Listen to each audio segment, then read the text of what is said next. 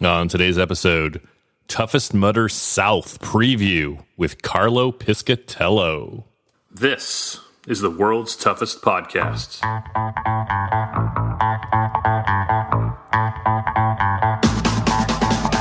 Welcome to the world's toughest podcast, where we talk about any obstacle course race you'd like, as long as that's world's toughest mudder.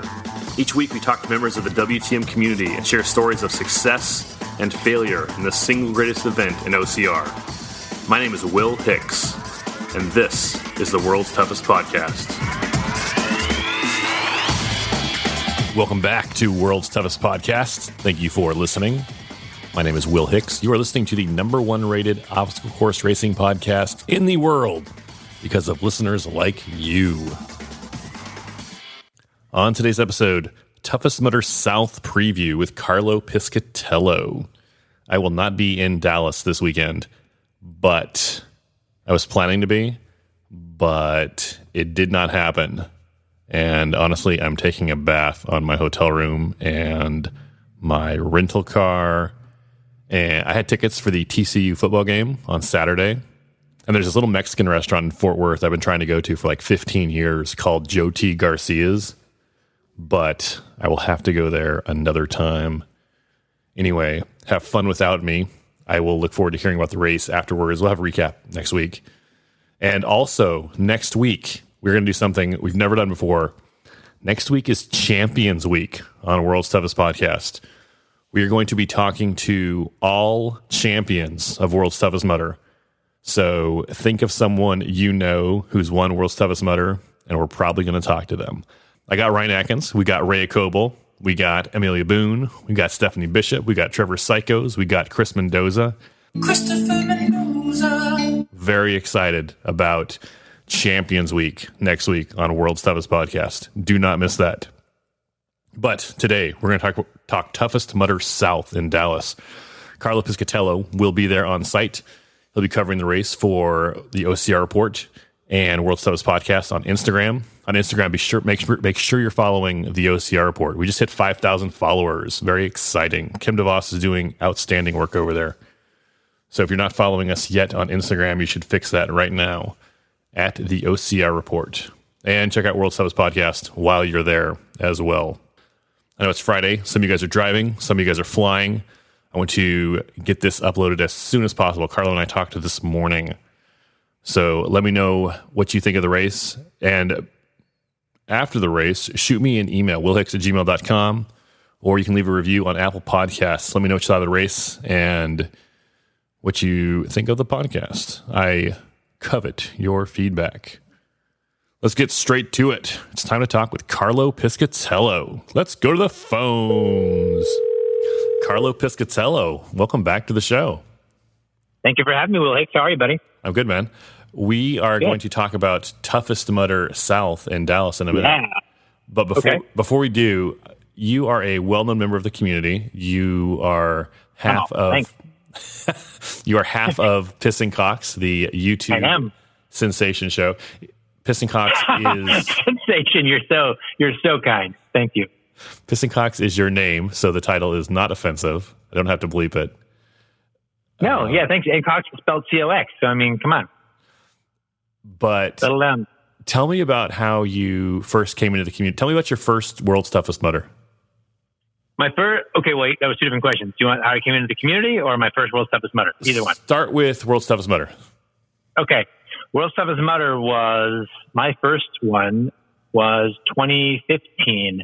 I honestly, going into 2014, I was kind of under the impression that it was really just like for the elites, the elite of our sport. And so I didn't even really consider doing it. And then I actually had some friends who did it in 2014. I was like, wait, you guys are doing it? Hold on. And they did all right. That was the sandstorm year. And so then I was like, well, hold on. All right. I bet I can give this a go. So yeah, 2015 was my first year, and Piston Cogs actually was just kind of getting going in the community. So that kind of helped kind of keep us motivated towards that goal. That was when it was that was second year in Vegas, and everyone was properly freaked out from the previous year because of the the sandstorm the previous, in 2014. Did you bring goggles? Did you bring sand goggles in 2015? I didn't actually bring goggles. I had actually forgotten.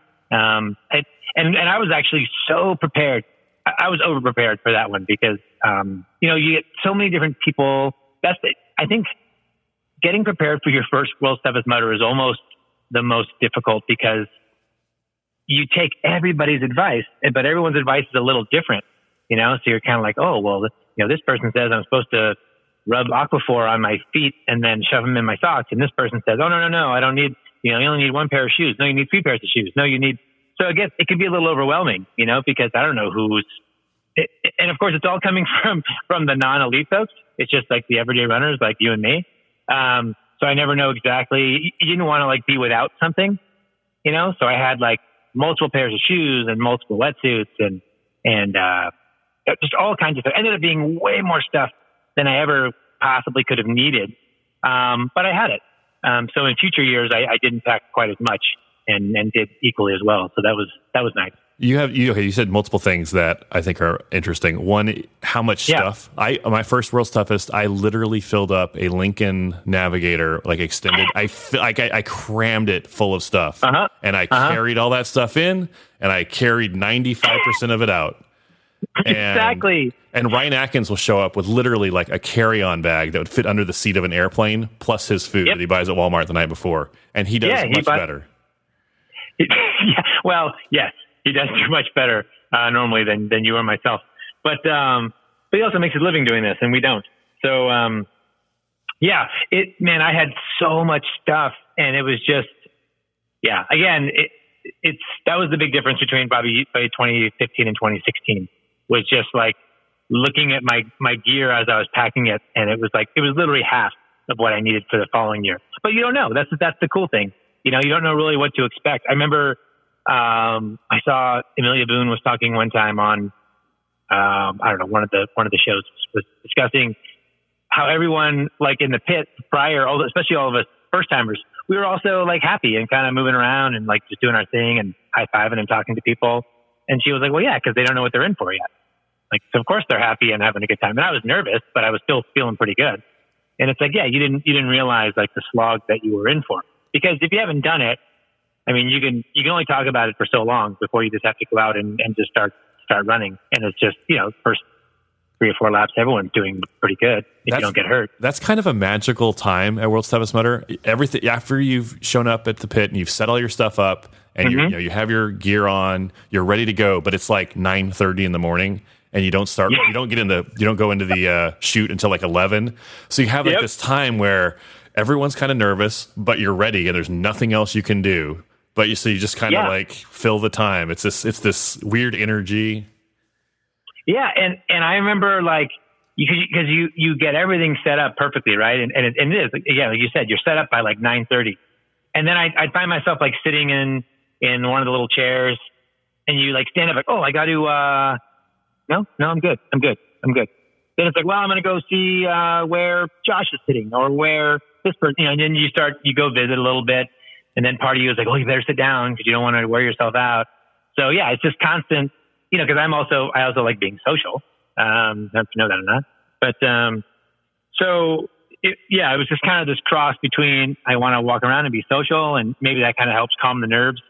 But at the end, it's just, I gave myself too much time at the beginning, because then you really are just sitting around. And then of course you have to go to the start chute like an hour early.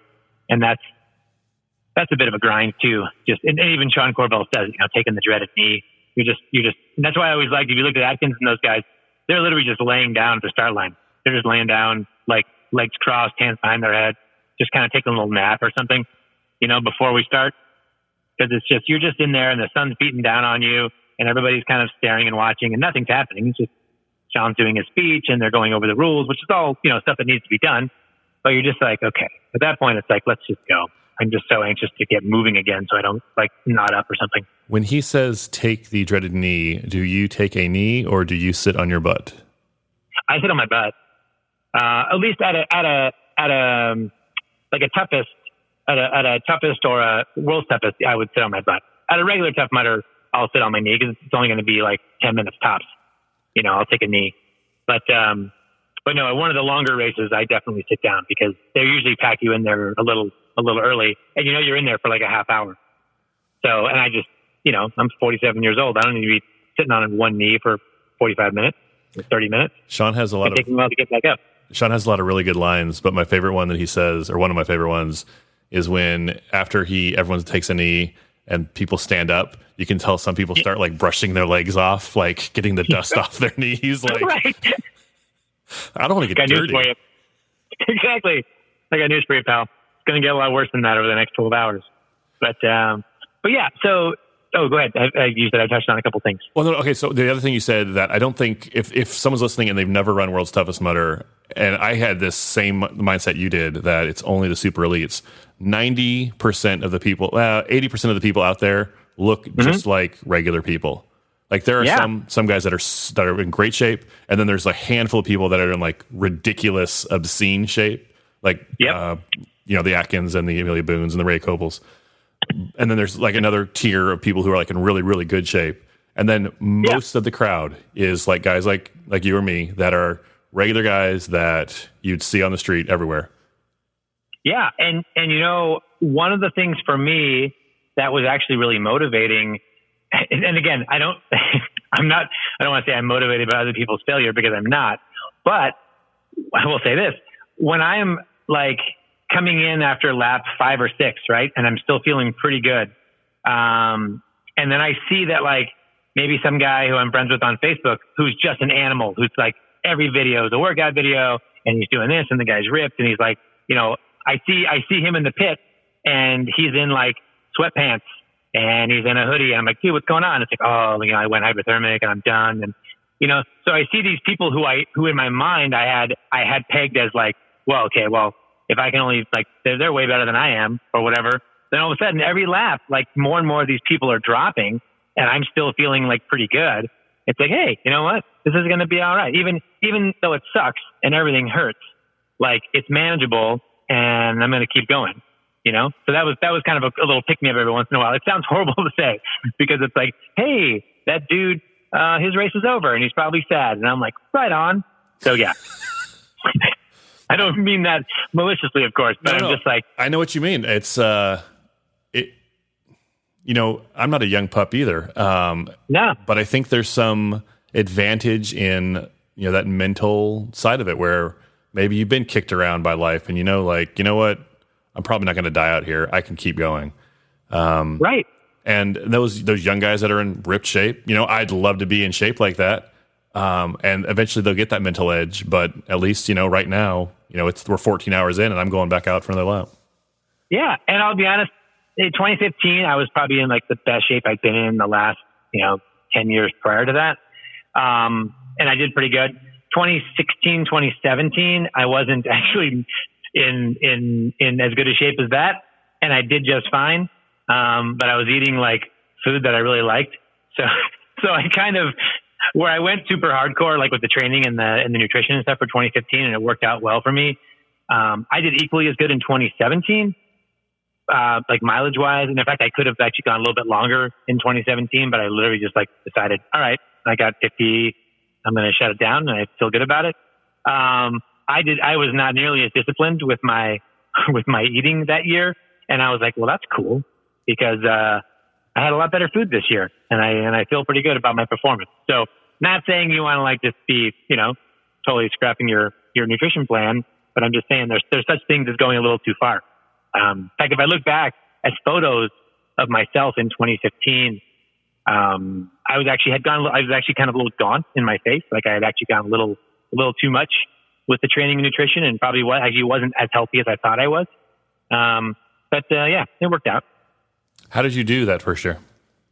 I got 50 miles in 2015 and those last, and that's what I wanted. I wanted 50 miles, right? And so there was a lot of time scrubbing. I'm not going to lie. The last couple laps, because that was the whole, you had to finish by this time and not after this time. And, I didn't want to get pulled from the course in the middle of the lap.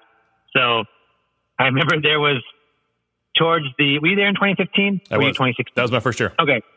Remember when you, like, as you were kind of heading towards the cliff, like the last mile or so, there was like that big gully you kind of had to go through. you kind of trudged through there, and then you came back up on top of over by the cliff. Sure. There was a more than a handful of us that had kind of like nestled down in there for a couple minutes and kind of like hung out and just talked and saw how everyone was doing. And it was a nice place to kind of relax and just go, what time is it? Okay, let's get going. Because so you had to be on the course after 12 o'clock, but right. Because you had to get a finisher headband. That was the first year they had the time requirement for the finisher headband. You had to be on the course after 12 o'clock, but you had till 1:30 to finish your last lap. So basically you had to finish a lap between 12:01 and 1:30. Yep. And I forget what time I went out for my last lap, but it was like, I could have definitely finished it faster, but then I would not have been able to get a second one in under that time cap. So it was like, all right, well, and I was going to stay in the pit a little bit longer because Scott McCracken's wife, who's a massage therapist, was like giving me massage stuff. But then I started falling asleep on her table, and she's like, no, you got to go. I can't have you. You can't fall asleep. That's not good. You're gonna like totally lock up. You gotta get off the table and go. So I went. So you got a massage mid race? Yeah. How did that? She sets up her table and she does it every year. It's amazing. I would be worried about cramping, like activating something or setting off a cramp or something. Oh, I wasn't even thinking about that. I'll be honest. I was just like, this feels good. And then and honestly, I was so tired. I think I wanted just to lay down. It was an excuse to lay down. And that's when she caught me starting to fall asleep, and she's like, nope, you got to go. You got to go because you're going to lock up if you fall asleep and, on my table. So I remember, I don't know if you know who James Christian is. He hasn't been around the last couple of years, but I know he's a mailman in Redding, California. That's what I know about James Christian. Cool guy. But his race was over. He had kind of like stopped, but he hadn't turned in his timing chip and was like, hey, if you want to go, I'll go with you. Let's take our time and have a nice last, kind of parade lap. And I was like, right on, let's go. And it probably took us like close to 3 hours, I think, to finish that last lap. But it was great. And it was a incredible feeling, going off the cliff the last time and coming up that cargo net.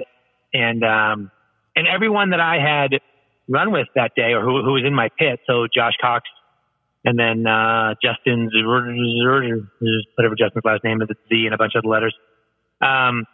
Justin actually hurt himself, and so he dropped at like 20 miles. And I think Josh, he hurt himself on those floating, those little floating mats you had to kind of scurry across. Yeah. Josh hurt himself on that, so he got like 25 miles. So it was great to be able to come down the little finish chute there, and like everyone from my pit was out cheering, and and Piss and Cox was we were doing a show every week at that point. So, that, like, if you want to call it, our popularity was probably, at an all-time high then. So it was just like the amount of people who I recognized, who were waving and cheering and stuff. That's a really neat feeling. So, that was really, really fun. I was really proud. I think I broke down a little bit. I actually broke down before I went out for my last lap because it was just, it was this goal that I'd had all year to get 50 miles. And I was sitting in the chair, like eating my little honey stinger waffle. And I was like, I knew for the first time that I was going to make it, like barring injury, I was going to be fine. And I remember they're like, my pit crew was like, what do you need? What do you need? And I was like, I think I'm going to have a little cry right now. I'm not even kidding. So I said, do you have a towel? So they gave me my little Tough Mudder, beach towel. And I just kind of put it over my head. And, just had a moment with myself where I was just kind of really excited and happy and kind of cried it out for a couple seconds. And I was like, all right, let's go. And then on my feet and waddled my way out of the pit for the last lap. So that was a really, really, really fun experience. And it's there's nothing like your first time, as they say. Each one after has always been a little bit different, but that one by far was probably my favorite. It's something terrifying. It's so terrifying the first time. Yeah. It is because, especially after the previous year with the sandstorm, you don't know, like anytime the wind picked up, you were like, I was kind of like prepping for it. And I was like, did I bring enough stuff? And we were blessed with pretty good weather that year, which was great. And the course wasn't like horrifically difficult, just from an obstacle, standpoint. They had a couple of neat ones. Remember that year was the one where you did, it was before Funky Monkey 2.0. So you did Funky Monkey up, and then there was like a tube you climbed in and slid down. Sure. Yeah. That was kind of fun. I remember I really enjoyed the obstacles where I got to the one where, what was it? The one leading up to Humpchuck, we just got in the water and just floated, and you floated across and then went over to Humpchuck. I remember laying on my back. Humpchuck only lasted like 2 laps, maybe. It got popped or something. Remember that? No, you're thinking that was whale turd. The beached whale. You're right. Yeah, beached whale, which was, I'm so glad that went away, because that would, climbing up that thing 10 times would have killed me. And as it was, it almost killed people because they were like stuck inside it when it was collapsing. But no, Humpchuck is that wall. Remember the wall that came out of the water? Sure. Which I needed help on every time because I'm not the tallest guy. But that little swim, I remember, it was one of those great moments where, like, you know, when you're a little kid and you're taking a bath and you like lay down and your ears go under the water and it's so like peaceful and quiet and you can like hear yourself breathing. There was this cool moment where I was just floating along in that little part there at like 6 a.m, right as the sun was coming up, and I was just floating on my back, ears under the water, like pretty buoyant because of my wetsuit. And it was just this fun little surreal moment, just kind of watching the sunrise and just kind of like, you know, enjoying the quiet and the float. And it's always just kind of a fun little thing that I remember about that day, because the sky was just getting bright and it was really peaceful. And then it was like, oh shoot, now I got to turn around and keep going, because I was only like at mile 2 or something. You know how a lot of people talk about 2014 and the sandstorm year? I wonder if in the next year or two, people will talk about 2018 and the ice storm or the ice year. I hope they do, because I think that was huge, man. I mean, last year was the first year that I didn't run, and I just covered it since I got into the community. And even as I'm telling you, even as someone who was just moving around covering it, it was miserable. And I mean, I said numerous times throughout the night, like, I am so glad that this is the year I chose just to do the media side and not run it, because I would be miserable. I mean, I saw people's faces at all points of the course. Like, no one was having a good time, like, ever. Because it never got over 45 degrees that day. Like, from the time the race started, it only got colder. Yeah, it was just like, I don't know, because what did you guys get? 20 miles? 25? We got 35. Sorry, I don't remember. But that was good for third place in the team relay category. Thank you very much. Well, and what was that? That was because other guys got popped for PEDs or something, right? No, that was the year before. I'm not just teasing. We finished in 5th place, and the teams in front of us kept getting dropped because they quit too early. That's right. That's what it was. I knew there was something like that to get you guys up for it. But still, you know what? Third place is third place, pal. You probably got like, $25 for that or something? $500 per person. Per person? That's better than a stick in the eye. And it was. It paid for your admission at least or whatever. That's cool. That paid for part of our Airbnb. But see, that was really miserable. I'm so, this year, in fact, it's changed my packing for this year, because the one thing I didn't have last year was I didn't do a very good job of packing for my feet being cold. I bought some muck boots, like from the Payless shoe source or something when I was there, which saved me, by the way, having those boots. And it was actually Lindsay Webster's idea, because she was getting some for their pit. And so I got those, but I just had like my regular compression socks. I didn't have wool socks or anything. So my feet, I was literally putting those little chemical hand warmers, like dropping into my boots and like putting my feet in after that, just to try to keep my feet warm, because it was unbelievably cold. So yeah, and wet, which was just fantastic. What are your plans for this year? Are you going to run, or are you going to cover it for the OCR? No, I'll be covering for World's Toughest Podcast, I believe. All right. Think, right? If you don't mind. Absolutely. So. Carlo, okay, any race you want to cover, you let me know. I know. Okay, cool. There's that one in Poland. Yeah. I didn't even know, is there Poland this year? But yeah, no, I plan to do that again this year. I had a super fun time covering it last year, and I think it went off pretty well. I mean, it's like, you know, I'm out there with everybody, and I'm not struggling like everyone else is, but you're still out there for 24 hours, so you're definitely feeling the elements. So it's kind of fun to go out there and kind of give that side of it, you know, and plus, as someone who's watched events from home before, and like when the coverage wasn't good, like I think I have a sense for what the people at home are wanting to see. And that's what I try to bring when I'm covering the events, you know, like if I was at home, but I want to, not just, cause it's not just about updates, you know, you want to see some footage from some of the obstacles, and you want to hear about what's going on, and, you know, if they're closing things or if things are changing. So just to be out there and kind of having, your ear to HQ and they've been amazing at providing information and stuff for me to share. So yeah, I look forward to doing that again this year.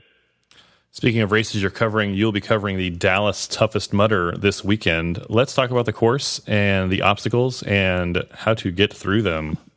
Yeah, sounds good. This weekend, Toughest Mudder, Dallas/Fort Worth, at the Texplex Park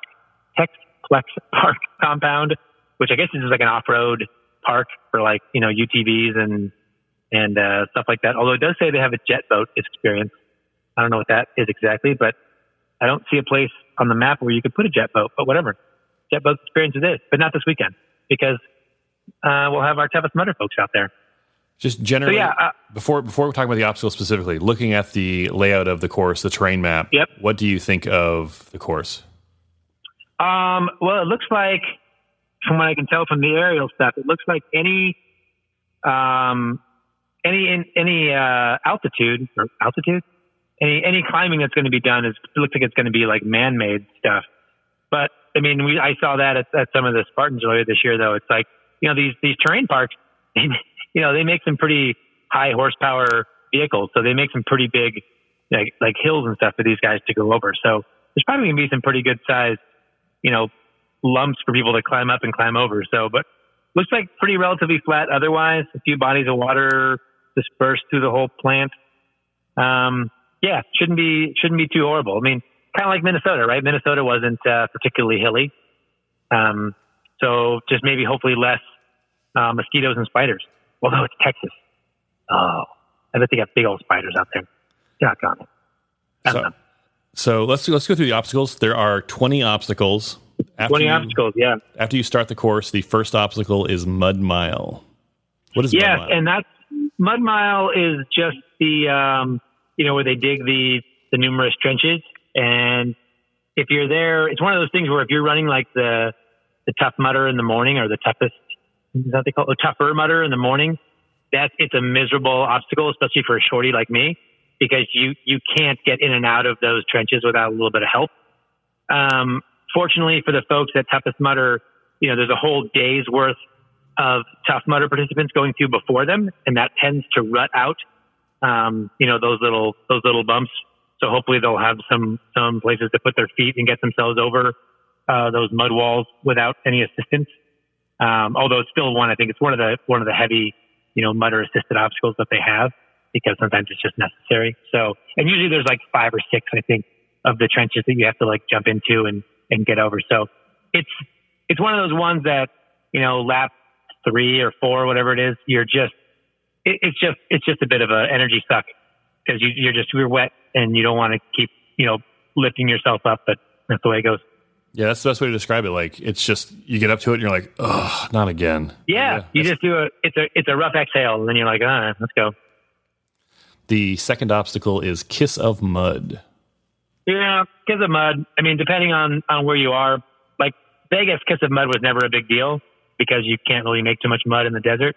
But here, someplace like, I know, remember in Minnesota, it was really mucky. So it's basically just that's your crawl under the barbed wire, right? And they've got little hay bales in there. You got to kind of go, and they dig a little deeper pit or two. So it's a crawly, rolly obstacle that just gets you wet and miserable pretty much. The third obstacle is entrapment. I haven't seen entrapment since World's Toughest last year. Yeah, it's essentially what was the old one? What did they used to call it when it was the regular Tough Mudder? When it had the wires hanging down instead of the thicker strap. It was Yeah, this is better than that. It used to have the wires, and you would get hit. That was like a miniature electroshock therapy. And everyone was in the water, and so the guy next to you got hit, you felt it, right?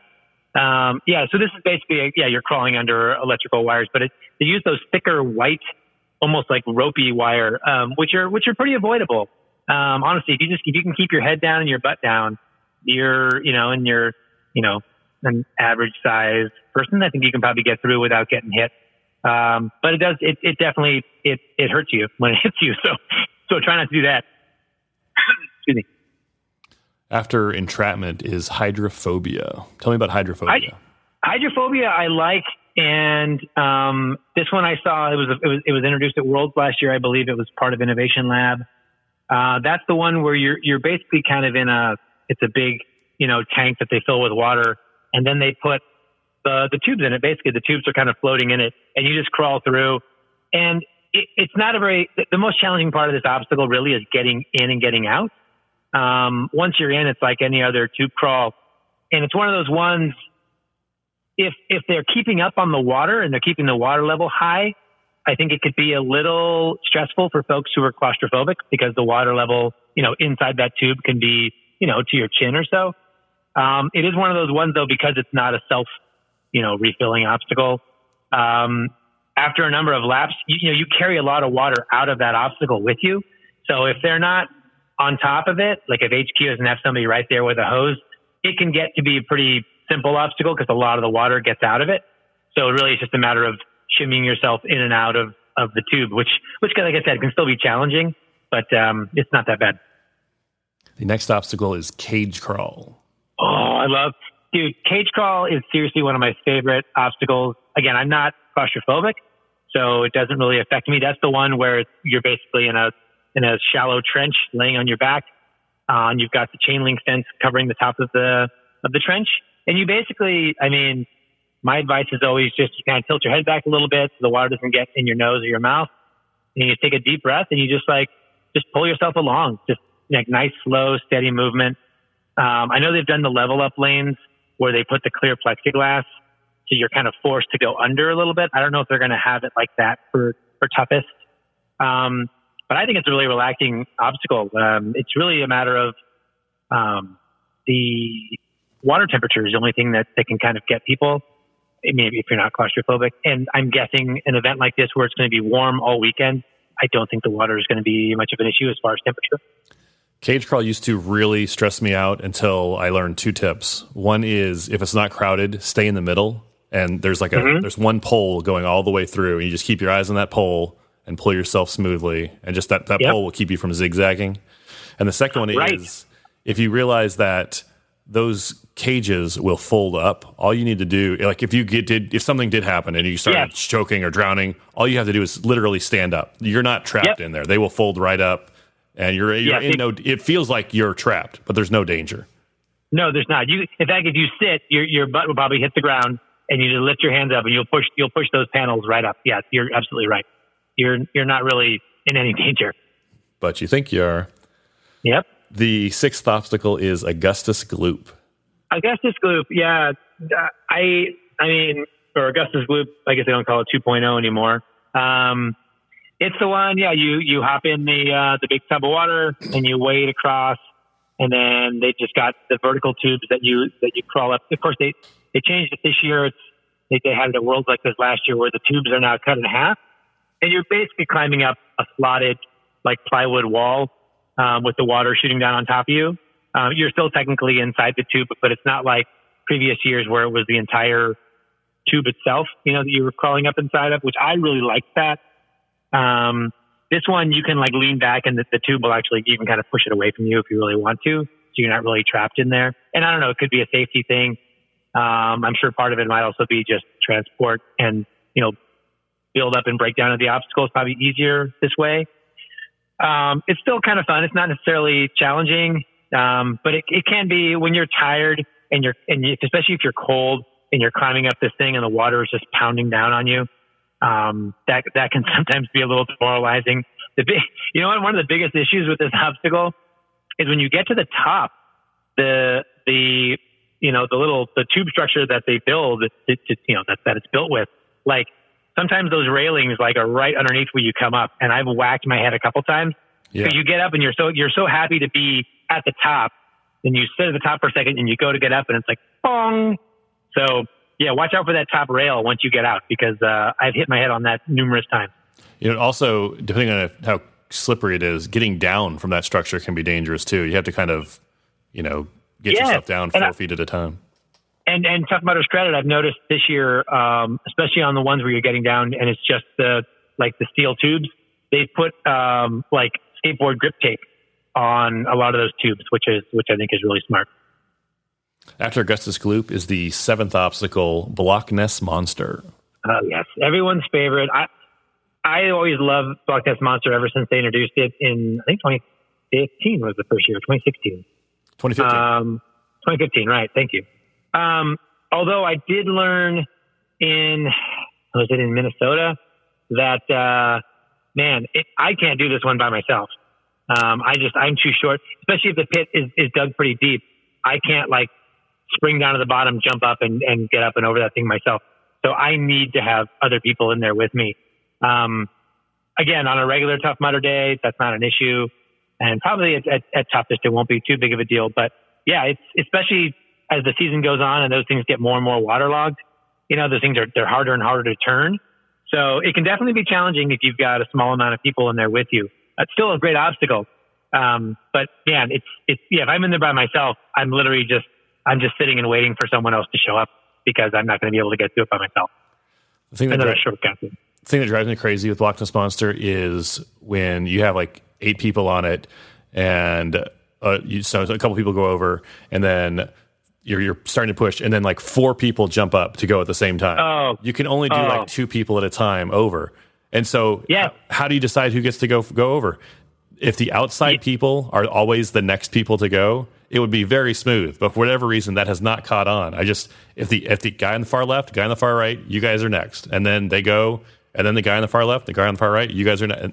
It would be so smooth, but... You know what? And the other one I love, too, is when you get in there and everybody's like, okay, you're going to go, and you're going to go. Great. And remember, when you get to the top, spin around, grab the edge, pull, I got it, bro, I got it. And they get to the top, and they just fall off the backside. It's like, dude, you just did nothing for us. Help me out here, man. So, teamwork is definitely required on that one. And again, it's the best laid plans, right? You sit there and say, you know what we're going to do? You know what we're going to do? Great. And then the plan starts, and of course, then it all goes to hell. But yeah. But when everyone's working, it's the most fun obstacle out there. Oh man, when you get like a squad of like 6 or 7 people and everyone knows what they're doing, and it's like clockwork. You 2 are up, you spin around, you grab, you're pulling down. The next people are up, they spin, they go. Yeah, it's fantastic. So yeah, when it's working well, I think it's a really fun obstacle. After Block Ness is Berlin Walls. Good old Berlin Walls. Been around since the early days. It's just, what are they? 8-foot, 10-foot walls. Just jump up, swing your leg over and go. Nothing too exciting about that, except, although it depends how close it is to Block Ness, because if you come out of Block Ness and you're soaking wet, it's not a big deal the first few laps, but, towards the end, as the wall gets wetter and wetter and your grip goes away, it could be a little bit of a challenge, but otherwise it's pretty easy peasy. Berlin Walls was my very first obstacle on my very first Tough Mudder. It was in Temecula. And yes, Vail Lake. I love that. Yep, that rest in peace, Vail Lake. Yep. It was they ran us the very start of the course. They ran us straight up a hill, and they were at this was probably it was either 2011, 2012, and they're at the top of the hill, and they hadn't the crowd didn't get broken up enough, so there were a ton of people at the very first obstacle, and it was like a big deal to like get up there. And I finally got to the top of my very first obstacle, and I was so excited. And then I looked over, and there was another set of walls to get over. I was like, "Oh man!" Exactly. And it's different because like sometimes there's 2, and sometimes there's not, or sometimes there's 1, and then somewhere else in the course is another one. So you never really know. But yeah, it's all right. They're we're used to that by now. After Berlin Walls is Creek Crusade. Yeah, this one I'm looking at it. That's not a normal obstacle. I think this is just I'm looking at the map. There's a lake there, and I think they're just going to send us across, part of the lake. And my guess is there's going to be, I don't know for sure, but my guess, if it's anything like other water crossings, they'll put the barrels out there and make you dip under a couple sets of barrels, which I think is kind of fun. So yeah, that's pretty self-explanatory. The 10th obstacle is Spread Eagle. What is Spread Eagle? If I remember correctly, there's like the 2 different slackline ones, and that's the one where there's different debate on what's the proper way to go through it. It's basically you've got 2 slack lines that are about 4 feet apart or so, 5 feet apart, And some people will like kneel down and kind of straddle them and pull themselves across. I've heard that taller people can like lay down perpendicular to them and roll. I've only seen one guy do that, and that was Scott McCracken, and he's like 7 feet tall. So he took up like 3 or 4 slack lines to do that, which is great, but people behind you in line don't always appreciate that. But yeah, that one can actually be pretty lower body intensive, because you're basically pulling yourself along, with the slack line kind of rubbing on like the inside of your knees or inside of your thighs. So you're kind of like in like a frog position, I guess, maybe. Mm-hmm. And you're just kind of pulling yourself along. So yeah, it's a nuisance. It's so you're on a slack line, but it's not totally, I mean, there is a little bit of slack to it. So you're kind of going downhill a little bit the first half, and then your belly kind of dips into the water. Then you got to go up. And then you got to go uphill the second half. So that's right. That gets a lot harder toward the end of the 12 hours. Yeah, definitely. After spread eagle is the 11th obstacle, Devil's Beard. Oh, Devil's Beard. Yeah. What a great obstacle this is. It's my favorite. Totally kidding. What is Devil's Beard? Devil's Beard is nothing more than like a cargo net that is stretched pretty taut and stretched across the ground, and you got to crawl under it. And hopefully, if it's not too tight, you crawl in. And my favorite way to go is you go backwards. You just kind of bend over at the waist, and if you get 3 or 4 people in there at one time, it makes it a lot easier. And you just kind of get through it. If they tack it down really tight and you got to crawl through, it's even more annoying. But that's pretty much it. That's literally all it is. Lead with your butt. Go butt first, and just be careful of your headlamp; it doesn't get snagged, because there'll be little flashers from the back of headlamps all night. That's exactly right. Kyle McLaughlin, the president of Tough Mudder, told me you were working on a new Devil's Beard. Josh and I have been working on a new Devil's Beard. We sent them one design, and they basically said, yes, we like it, but it's not feasible to do at all events.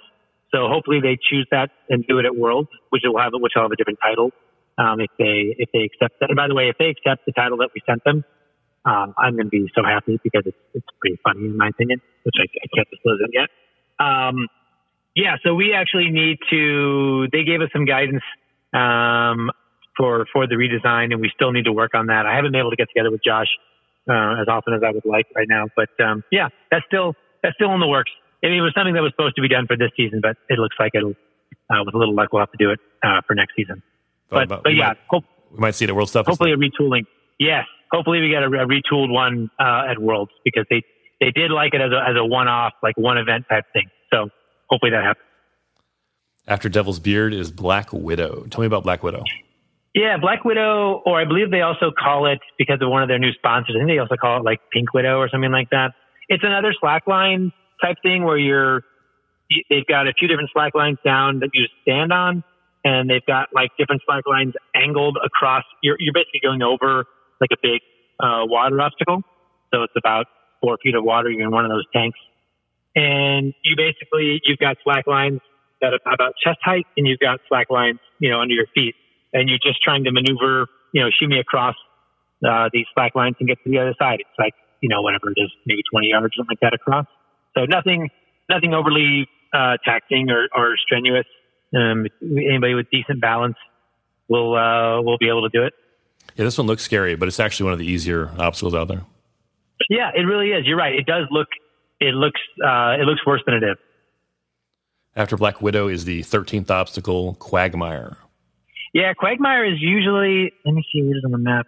Yeah, that one is usually nothing more than like a knee to thigh deep, like muck pit that you just have to kind of slog through. Sometimes they'll cut a couple deeper trenches in there, to kind of catch you off guard. But for the most part, yeah, it's just like almost like a little swamp crossing. That's never worse than like waist deep at the worst. I just stay near the edges, and it's usually the easiest way to get in. Exactly. That'll do it. The 14th obstacle is Leap of Faith. Leap of Faith, which is probably my favorite of the new obstacles, because it's challenging, but also it's challenging, but but not so much that you can't do it like, multiple times in a row. So it's basically a free hanging cargo net, from a structure, and you have to jump. It's a pretty good little leap. You gotta get a bit of a running start and jump out onto, and of course it's over water. You got to jump out and grab onto the cargo net and climb your way up. And then about, 10 feet up or so, there's a pole that's angled from the top, at a 45-degree angle back down to the ground. And you basically wrap your hands and your legs around the pole and kind of, do like a fireman pole down, or there's different ways of going down, I guess. And then back down to the ground. So one of my favorite obstacles probably that they introduced this year. It's really fun. They debuted it at World's Toughest last year, and this year, if you're this weekend, if you're running, it will be a lot closer, a lot more. The jump won't be as far because they've set these up for the regular Tough Mudder on Saturday and Sunday for regular people. So it's a lot easier. It's easier than it was in Atlanta last year. Something else I just learned in Toughest Minnesota: climb up higher than you think you need to grab onto that pole. And it'll be easier to get on the pole. Like climb up maybe one, level higher on the cargo net, and makes it easier to grab on the pole and slide down. I agree. The 15th obstacle is the gauntlet. Yeah, the gauntlet. So this is kind of this is the big one, right? This is the one that they actually ended up shutting down at Worlds last year because of because it froze over. They shut a lot of things down. So this is a 4-part obstacle, which is a little tricky because this one will have a penalty lap, but each of the 4 sections of this obstacle have a penalty associated with it. It's the same penalty. It's just a running loop usually. So it starts out with Twinkle Toes, which is just, basically like a balance beam that you have to walk up. And then that gets you to Gutbuster, which is the 2 parallel bars, which, if you're most of us, I'm barely tall enough to do this. That's the one where you have to put your feet against one of the parallel bars and then stretch out with your hands and grab the other one. And you're basically kind of laying flat with your belly facing the ground, just shimmying across. And that is usually just over dirt. That one, if you fall, you just land on some bark chips or whatever. And if you make it through that, then you get to basically the Kong rings, which are not, this is the one thing I've noticed when I did it, it's not particularly tall. The ropes, the Kong rings are pretty low. So there's a really good chance when you jump and you first swing, if you don't keep your legs up, your feet hit the water, and that really wrecks your momentum. So it's something to kind of keep in mind because, the rings are really all about momentum and kind of like swinging back and forth. And if you're hitting the water with your feet and wrecking your momentum, then it's a bit more of a challenge. But I think there's 4 or 5 rings to get across. And then once you do that, you get to essentially the obstacle I believe they call Just the Tip, which is, it's a hanging like rack of like 2x4 that you have to kind of like grip with your fingertips and shimmy across.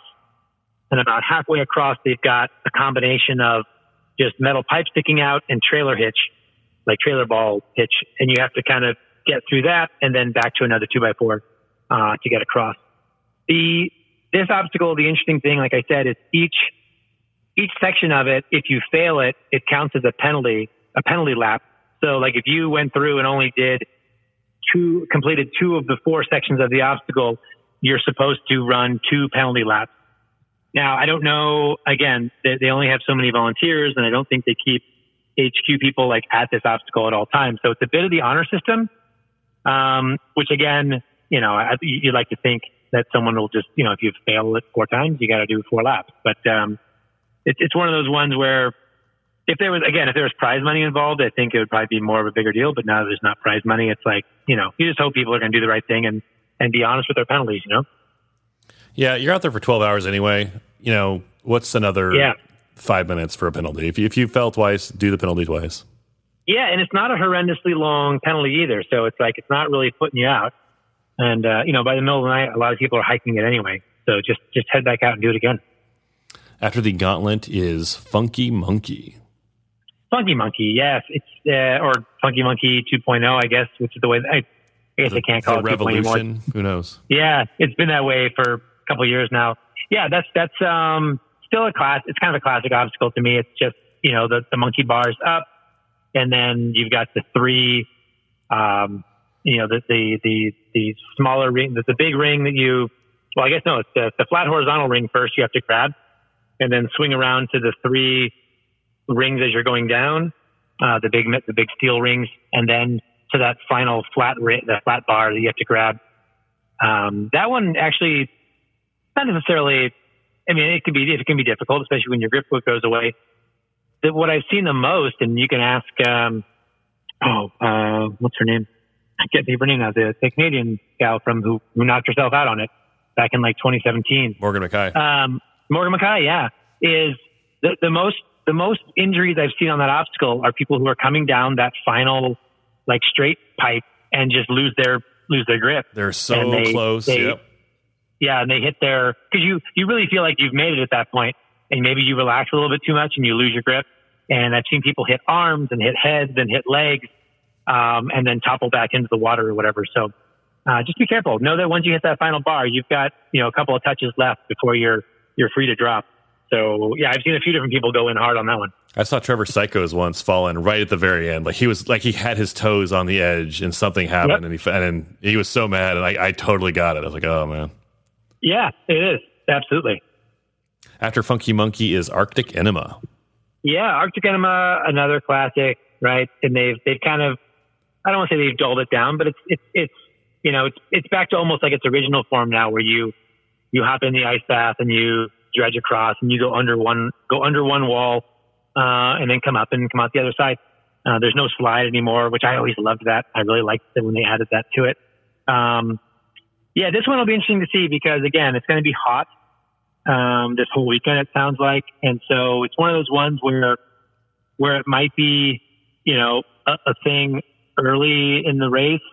If they don't have like crews round the clock, like dumping ice in, then it's one of the things I think it's just going to become another water obstacle come like midnight or 2 a.m. So it all depends on what's that? Sometimes it's nice. Like it can be refreshing depending on the course. Yeah. It all depends on how much they, how much it's staffed and how much they really, how much time they put in and keeping it stocked with ice. And then sometimes it can hurt your brain. Like you were there, the first toughest mudder in SoCal. That was the coldest Arctic Enema I've ever been in. Yeah. It like messed you up for a mile afterwards. Yes. Yeah. Yeah. Sometimes you're right. It's like on really hot days, it's good, but then it also, it hurts. It physically hurts your head. Like your brain, like it's like brain freeze, right? 3 obstacles left. Number 18 is Everest 2.0. Everest 2.0, yeah. They if they do it like they did in Minnesota, they'll have the ropes hanging down at a couple locations. And there's always a squad of guys, that stick around up top and help people out, which is great. So hopefully they'll be out there. I don't know if Francis Lackner is going to be there, and those guys are volunteers. They're not like set up. They're not assigned. They're not like sent there by Team HQ. Those are people who have paid money to run the course, and they have chosen, hey, I'm going to hang out on top of this course and help people out. Yeah, and God bless them, because you know what? There's nothing better than being exhausted and getting to that obstacle and looking up and seeing like, it doesn't have to be somebody just somebody there who's like, come on, man, let's go. Because I tell you what, using the rope is great until you get to the very top. Because when you're holding that rope and it's taut, you can't, like, it's taut against, the curve. So you can't really get your hand under it anymore to grip. So it's not necessarily a great advantage, I don't think, to use the rope, especially if there's nobody there. I'm screwed. I have to use the rope, but because I'm not far enough up the obstacle to swing my leg up usually with just the rope. So it's where it seems like it's a seamless thing, and you run up, grab the rope, and climb on up. It's not that easy because, like I said, you can't get your hand underneath the rope once you get some tension on it. It's hard to having those other guys. It's hard to explain to people. Like, you think, oh, there's a rope, I'll just climb up. It's not that easy. Like, you get 90% of the way up there, and you're right there. Like, your eyes are level with the exit, and you're like, what do I do? I can't get up. Like, what? Yeah, no, you're right. Yeah. That's the deceiving thing about the rope. But then again, if you've got somebody there and you can throw a paw to them and they rip you up, then you're great. The 19th obstacle is Mudderhorn. And I'll tell you what, Mudderhorn, everyone's seen it now. It's the big A-frame. I'm not afraid of heights, so it's not a big deal for me. It's It's still a trudge, though. In fact, I noticed it at the toughest of the past. They use a lot of the elites, at least, will use their skip obstacle wristbands. They'll use them on this obstacle just because of the time sake. Most people that skip it aren't like, oh, I don't want to climb up this thing. It's, whatever. It's all about saving time. It's one of the most time consuming obstacles they have. So I did see a majority of the elites, who aren't going to really, worry about failing obstacles too much, will use their wristband to bypass this one just because it saves them so much time. The last obstacle is electroshock therapy. I love that they have this. I think it's so great because so many people just don't like it. Minnesota, I noticed it was really muddy. They kept it really muddy, and most people were crawling through it. Like even elites, it was just like people don't like getting shocked. That's all there is to it. I mean, I guess who would like it unless you're like Kevin Chow or somebody, but so most people choose to crawl through it, which is why everyone was so like messy and muddy at the end of the races, because it was a really muddy mud pit in Minnesota, at least. So we'll see how it is in Texas, but I don't know. I've always been someone who just kind of stick my hands out in front of me, make like a V and just like wedge and just sprint through it as fast as I can. Easy to say when I don't have to do it, but, I just assume get through it and take my chances getting popped a couple times as opposed to just getting on my hands and knees and having to slog through the mud, 5 times. So yeah, but it's a classic and I'm glad they have it at the end. I'm more of a put my elbows together and block my face with my arms and kind of duck down, run through it kind of guy. Yeah. I've never been hit in the face on that obstacle and I don't want to. I bet that's not pleasant. But we've all seen people black out for like a second or, ugly spills or. It's one of the greatest things, man. There's a reason why they have it at the finish line this year, like they did in years past. And there's a reason they have Clinton Jackson doing it. It's like, it's what we do. It's like, if you do like the Tough Mudder Classic during the day, you do the classic, maybe do a couple laps, whatever, you grab your beer and you go sit down at EST for a half hour and just watching these people just get crushed. And Clinton Jackson is hilarious. So there's that too. But yeah, it's incredibly entertaining. Before my kids did an event, and they kind of camped out and watched that, and they spent half the day there just watching people get nailed because it's really funny when it's somebody else, So yeah, I'm really excited about that. You've already done it, so you can be like, yeah, welcome to the club. Oh yeah, I love making because first timers, we make them go through it. And I don't necessarily go with them anymore because, come on, we're our own people. Go ahead, buddy. You got it. Those are the 20 obstacles. The weather for the weekend, low of 71, high of 92 during the day. Probably won't be that hot overnight. 10 to 20% chance of rain. And the wind, 13 miles an hour with humidity, 65 to 68%. I hate humidity. But anyway, yes.